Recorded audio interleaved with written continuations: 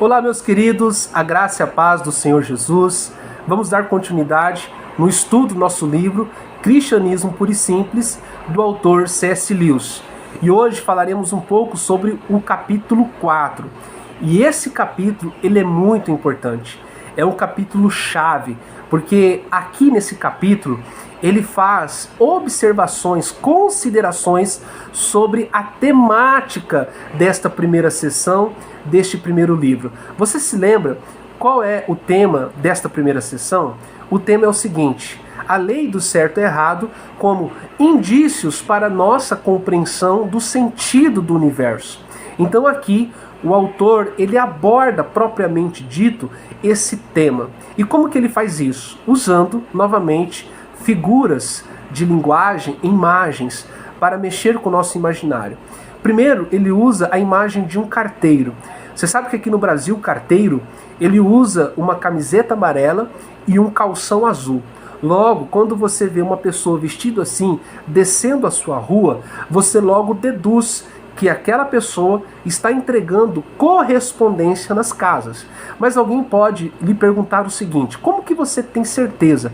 Como que você pode afirmar que de fato o carteiro está entregando correspondência para as pessoas? Ao que você vai responder: bom, é que todas as vezes que ele bate a minha porta e me entrega uma caixa, um envelope, ele está entregando uma correspondência que foi endereçada a mim. Mas, queridos, você não pode abrir as correspondências, as cartas, as caixas, os envelopes que foram endereçadas a outras pessoas. Então não tem como você provar de fato que aquilo que o carteiro está entregando para as outras pessoas, de fato são correspondências. Você apenas deduz, você apenas imagina observando um fato.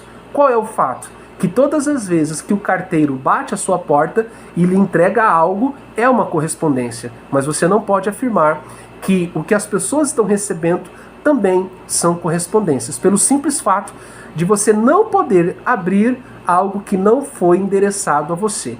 Pois bem, Deus endereçou a humanidade, entregou para a humanidade uma caixa, uma correspondência. E esta caixa é a única caixa que ela está autorizada a abrir. E essa caixa é chamada de humanidade. Ou seja, a humanidade, nós, seres humanos, só podemos olhar para nós mesmos. E ao olhar para nós mesmos, nós encontraremos esta lei moral, esta lei do certo e errado, essa lei espiritual, essa lei da natureza humana que exerce uma pressão sobre nós, porque ela nos diz o que devemos fazer, mas nós não conseguimos observá-la de fato. Então, o que o autor está dizendo é que a humanidade ela tenta abrir caixas, abrir correspondências que não foram interessadas a elas. Por isso que existe essa discussão eterna sobre o sentido do universo. Por que que o universo existe? Por que que nós estamos aqui? E aí ele apresenta duas visões. A primeira é a visão materialista, que diz que o universo ele foi criado pelo acaso. O universo nada mais é do que uma conjectura de matéria, de organismos, de gases, de substâncias químicas que foram ao longo do tempo se ajuntando, se combinando até criar o universo que nós conhecemos hoje. Mas tudo foi uma obra do acaso, uma obra da matéria. Já a outra visão, a outra concepção que tenta explicar o sentido do universo é a concepção religiosa. Esta concepção diz que não. O universo, nós não somos uma obra do acaso, mas existe um ser, existe uma mente, existe um poder, uma consciência que projetou tudo, que criou todas as coisas para um propósito. E o propósito é para a adoração desse ser, que criou o ser humano para ser a sua imagem e a sua semelhança. Então nós não fomos criados, o universo não foi criado por um acaso, foi criado por um Deus, por uma mente, por uma consciência, por um poder que está por trás de todas as coisas. E esse Deus entregou para nós uma caixa, uma correspondência.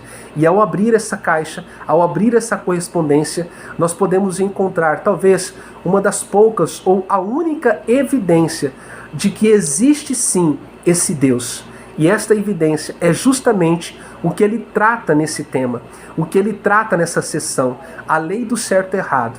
Ela é uma evidência, um indício de que existe alguém por trás dela. E esse alguém é o Deus que criou todo o universo. E esse alguém é esse ser, é esta mente, é essa consciência que criou e sustenta todas as coisas. Por quê?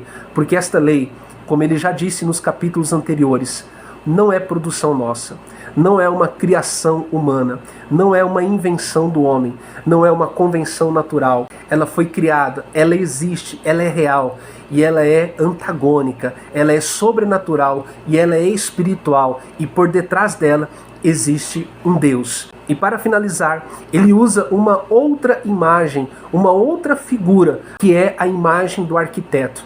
Quando você olha as paredes de uma casa, a escada de uma casa, as colunas de uma casa que foram projetadas por um arquiteto, você não pode dizer que aquelas paredes, aquela escada, aquelas colunas é o próprio arquiteto.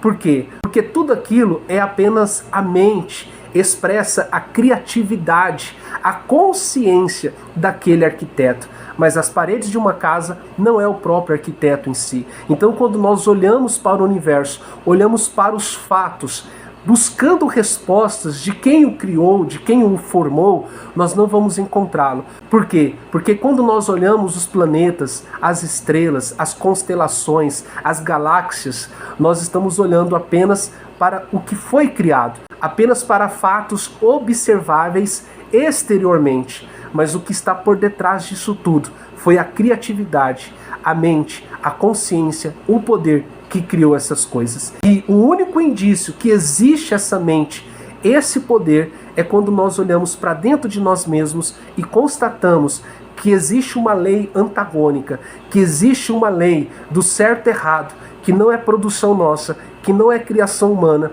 E esta lei nos diz o que deveríamos fazer, mas nós não fazemos, não observamos. Que Deus abençoe você.